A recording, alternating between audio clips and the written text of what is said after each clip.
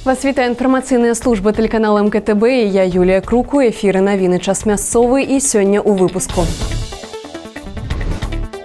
У аптымальныя тэрміны аператыўны і якасны кіраўнік краіны паставіў задачы перад аграрыямі ў перыяд уборачнай. Дзеці, электрабяспека, як засцерагчыся ад непрадбачаных сітуацый і чаму важна ведаць правілы бяспекі.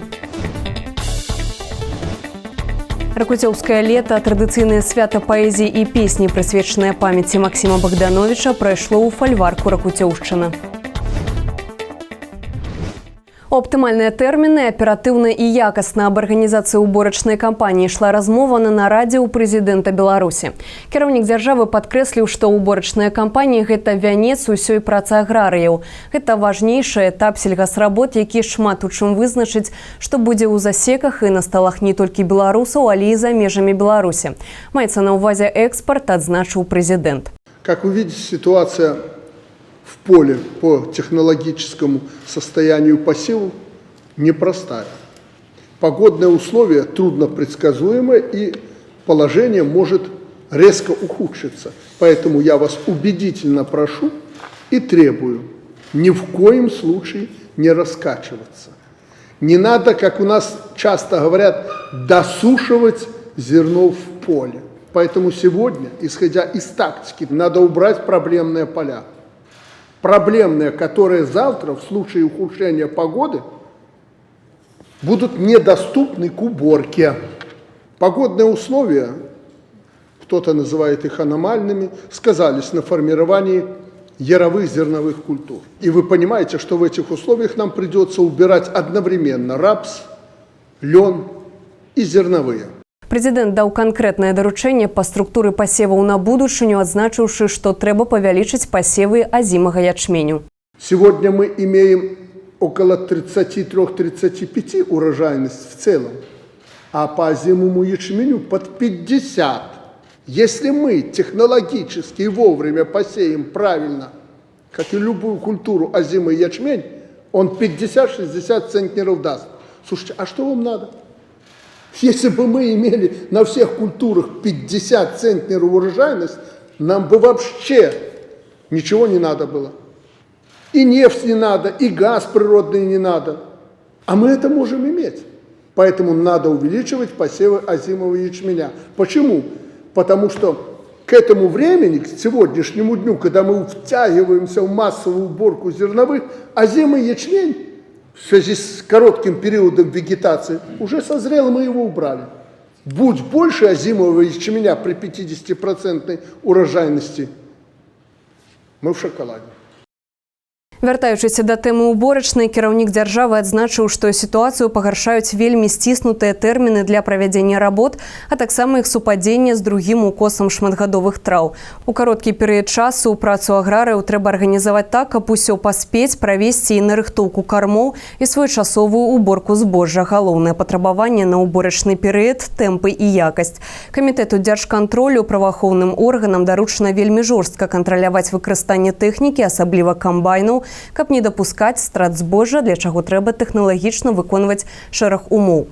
Паводле ацэнак кіраўніка дзяржавы, толькі гэта можа дазволіць захаваць каля 600-700 тысяч тонн збожжа. Што датычыцца Мінскай вобласці, то ўсё падрыхтавана для своечасовай уборкі ураджаю з палёў. Сегодня уборочная кампания – это технологичный процесс. Сегодня достаточно вложено средств сельское хозяйство в технику, в зерносушильные комплексы для того, чтобы мы сегодня проводили кампанию качественно и в те нормативные сроки, как ее надо проводить. Поэтому в Минской области, в принципе, все к этому готово. Плюс дополнительно мы строим 28 зерносушильных комплексов.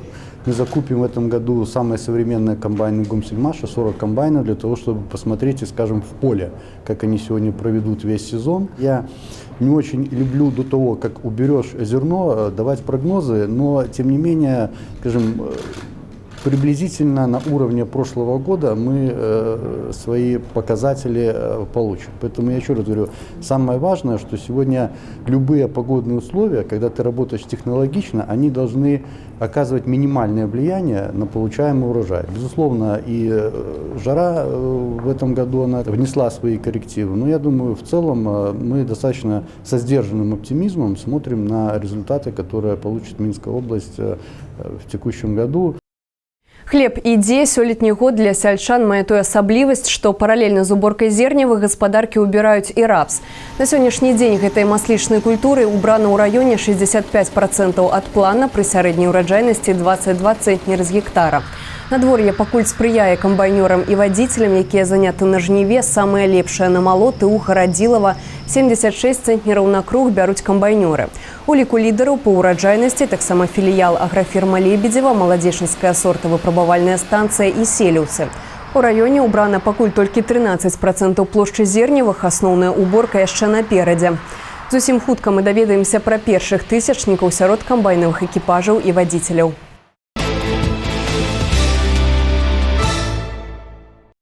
У Беларусі з 1 жніўня павялічваюцца памеры дапамогі па доглядзе дзіцяці ва ўзросце да 3 гадоў. Новыя памеры выплат будуць дзейнічаць да 31 студзеня наступнага года, паведаміла прэс-служба Міністэрства працы і сацыяльнай абароны.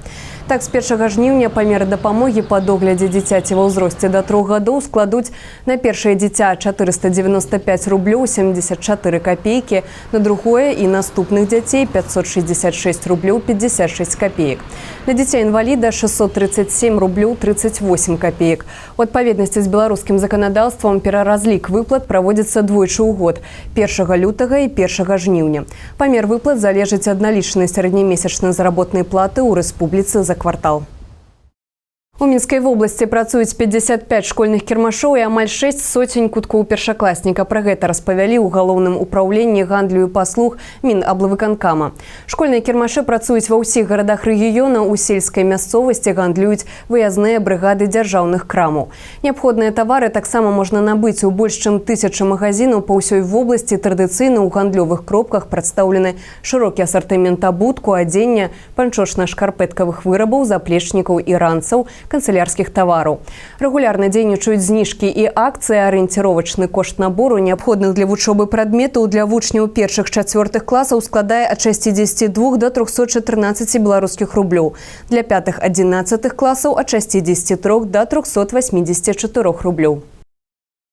Дзеці электрабяспека. Падчас канікул учарашнія школьнікі часцей трапляюць у розныя непрадбачаныя сітуацыі, якія могуць пагражаць іх здароўю. Аналіз прычын электратраўматызму паказвае, што на першае месца стаіць няведанне ступеняў небяспекі, якую нясе ў сабе электраток, і неразуменне яго магчымых наступстваў для жыцця дзяцей. Тэму працягне наш карэспандэнт. Без электрычнасці немагчыма ўявіць сабе сёння самыя розныя сферы жыццядзейнасці чалавека і работу эканомікі. І калі на прадпрыемствах за правіламі электрабяспекі сочаць спецыялісты па ахове працы, то дома дзеці і падлеткі падчас канікул шмат часу праводзяць без нагляду дарослых. Перыядычна ў сродках масавай інфармацыі з'яўляюцца навіны з выпадкамі траўматызму школьнікаў менавіта электратокам. Адбываюцца такія эксцэсы і ў сценах кватэр, і падчас адпачынку на вёсцы. В городе Борисове Минской области погибла 11-летняя девочка. Характерные признаки электротравмы. Отец обнаружил девочку, лежащую в ванне. В ванной от розетки был подключен удлинитель, зарядное устройство и телефон. Также в Минске вечером погиб 13-летний мальчик, оставленный один без присмотра в вечернее время. Ближе к полуночи родители, вернувшись домой, обнаружили без признаков жизни ребенка. Рука касалась радиатора отопления, нога касалась корпуса духового шкафа. Причины электротравма. Предварительно рассматривается неисправность духового шкафа и неправильное подключение. В Осиповичском районе Могилевской области учащийся 3 класса, находясь на отдыхе у бабушки, без присмотра коснулся фазной клеммы тена и был смертельно поражен электрическим током. У школьнай праграме па фізіцы тэме электрычнасці прысвечана шмат раздзелаў. І нярэдка бывае так, што падлеткі добра напішуць самастойныя і растлумачаць складаныя формулы, але на практыцы, што здараецца часта і з дарослымі, у экстраннай сітуацыі не могуць прыняць аптымальнае рашэнне ці проста забываюць пра элементарныя правілы электрабяспекі. Да таго ж нікуды не дзяваецца і падлеткавы максімалізм, памножаны на цікаўнасць. Дастаткова ўзгадаць, колькі трагедый прыносіла жаданне зрабіць селфі на апорах высоковольтных линий. Не заходите за ограждение трансформаторных подстанций, трансформаторные подстанции, а также на строительные площадки, где могут применяться временные электропроводки. Не приближайтесь к проводам, оборванным и лежащим на земле, на расстоянии менее 8 метров. Если же оказалось так, что провод внезапно оборвался, выходить из опасной зоны необходимо мелкими шаркающими шажочками, не отрывая ног от земли и ступней одна от другой. Запрещается влазить на опоры линии электропередачи, устраивать игры вблизи них. Запрещается открывать дверцы распределительных щитков и других электрических устройств, находящихся в подъездах, на этажах, чердаках, подвалах. Пэўную небяспеку ўяўляюць для людзей навальніцы. Пасля здарэння ў Докшыцах многія пачалі асцерагацца фонтанаў. Ды толькі немагчыма прадугледзець усе сітуацыі, дзе віной непрыемных здарэнняў электрычнасць. Таму прафілактычныя мерапрыемствы са школьнікамі і іх бацькамі супрацоўнікі Цяршэнергагазнагляду перыядычна праводзяць у школах, аздараўленчых лагерах і працоўных калектывах. Не срывайте и не закрашивайте знаки и плакаты по электробезопасности, предназначенные для предупреждения о поражении электрическим током.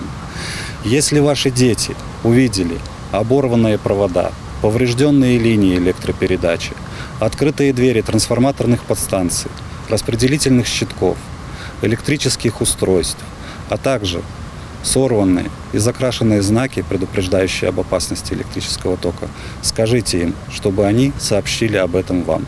Алла Маркелова, Алексей Андреевский, МКТБ. У раёне палепшылася крымінагенная абстаноўка. У першым паўгодзе зарэгістравана 127 злачынстваў, учыненых у грамадскіх месцах, што на 26 менш, чым у аналагічны перыяд мінулага года. З агульнай колькасці такіх злачынстваў на тэрыторыі горада Маладзечна здзейснена больш за 76%. Найбольш крымінагенны мікрараён цэнтральны. У той жа час у рэгіёне не дапушчана здзяйснення непаўналетнімі цяжкіх і асабліва цяжкіх злачынстваў. Індывідуальная прафілактычная работа праводзіцца ў дачыненні до 113 праблемных падлеткаў. У летні перыяд з сумеснымі намаганнямі ўсіх зацікаўленых службаў арганізавана іх 100% занятасць.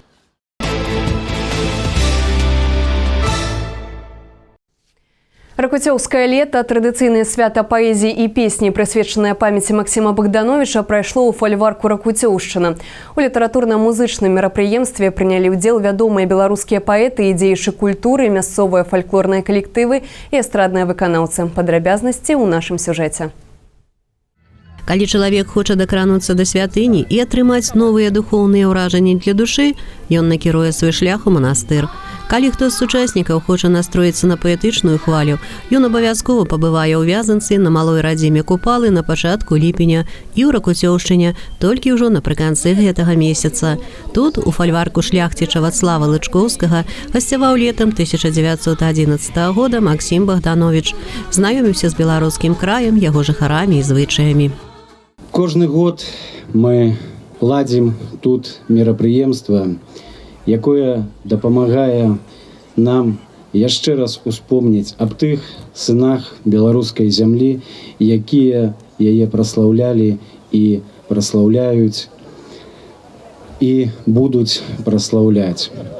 Сёння мне вельмі прыемна бачыць тут вялікую колькасць людзей, якія таксама аддаюцца культуры, якія дапамагаюць ушаноўваць, усхваляць нашу родную Беларусь. Летні адпачынак у Ракуцёўшчыне Максіма Богдановича літаратурныя крытыкі праз дзесяткі і нават сотні год будуць параўноўваць з болдзінскай восенню Пушкіна. За 2 месяцы тут былі напісаны 17 вершаў і 2 паэмы. Ішлі з душы песняра радкі пра каханне, пра прызначэнне кожнага чалавека на гэтай зямлі, пра той след, які пакідае ён не толькі тут, але і нясе ў вечнасць. І вершаваныя замалёўкі, дзе ўзгадваюцца навакольныя пейзажы, жыццё і побыт местачкоўцаў. Гэтыя святы яны даюць для творчага чалавека і натхнення, і такое своеасаблівае здароўе, ачышчэнне, калі бачыш, што то, што ты робіш, гэта патрэбна не толькі табе, а тым, хто жыве на гэтай зямлі. І радуе, што заўсёды сонечнае надвор'е, і людзі прыходзяць з разуменнем таго, куды яны прыйшлі. У будынках, якія размешчаны на тэрыторыі фальварка, нібы спыніўся час. Ды так яно і ёсць на самай справе, бо ўжо далёка не ў кожнай хаце сустрэнеш печы з зёлкамі і вянкамі цыбулі, драўляныя ложкі з саматканымі посцілкамі і фіранкі на вокнах. Больш за 100 год прайшло, як гасцяваў тут малады паэт, але прыязджаюць сюды артысты, літаратары, масцітыя і пачынаючыя, дзеці і настаўнікі, каб адчуць, хто раздолле беларускага лета, хто мілагучнасць роднага слова, а хто подых часоў мінулых. Калі я прыехала сюды, я адчуваю неяк, калі можна так сказаць, яго прысутнасць тут. І пакуль гэта ўсё праводзіцца, пакуль збіраюцца людзі, пакуль яны гавораць тут па-беларуску, чытаюць яго вершы Богдановича, пакуль чытаюць вершы прысвечаныя яму, ён будзе жывы, ён будзе з намі заўсёды. Не толькі на гэтых партрэтах, не толькі ў кнігах, але галоўнае, каб ён у сэрцы быў у нашым. У маім ён дакладна ёсць. І якія б змены не закраналі наваколле за столькі гадоў, па-ранейшаму б'е з-пад зямлі халодным струменем крынічка, якую называюць усе Максімавай. Набіраюць людзі чысцюткай вады з сабой, наталяюць смагу, ходзяць сцежкамі паэта і загадваюць жаданне на наступны год зноўку завітаць у Ракуцёўшчыну, дзе шэпчуцца векавыя клёны і цягне кветкавым водарам скошанага сена. Алла Маркелова, Вольга Трубач, Алексей Андрыеўскі, МКТБ. Боксер Дмітрый Асанаў прайшоў 1/8 фіналу алімпійскага турніру ў Токіо. Прадстаўнік маладзечны, які выступае ў вагавой катэгорыі 63 кілаграма, у сваім першым матчы на алімпіядзе ўпэўнена разабраўся з супернікам з Іарданіі. Беларус паказаў добры бокс, трымаючы ніткі паядынку ў сваіх руках з яго пачатку і да фінальнага гонка, паведамляе Белта. Гэта засведчылі суддзі, якія аддалі яму перамогу сваім аднагалосным рашэннем. Другі паядынак на алімпійскіх гульнях Дмітрый Асанаў правядзе 31 ліпеня супраць бразільца Вандерсана де Алівейры. А на гэтым выпуск завершаны. Наперадзе падрабязны прагноз надвор'я. Глядзіце экспрэс-навіны на тэлеканале МКТБ кожны будні дзень у 12, 15 і 17 гадзін. Таксама вы можаце сачыць за выпускамі на нашым YouTube-канале, у сацыяльных сетках, у Кантакце, Аднакласнікі, Інстаграм і ў тэлеграм-канале МКТБ. Я з вами развітваюся. Усяго добрага і да хуткай сустрэчы.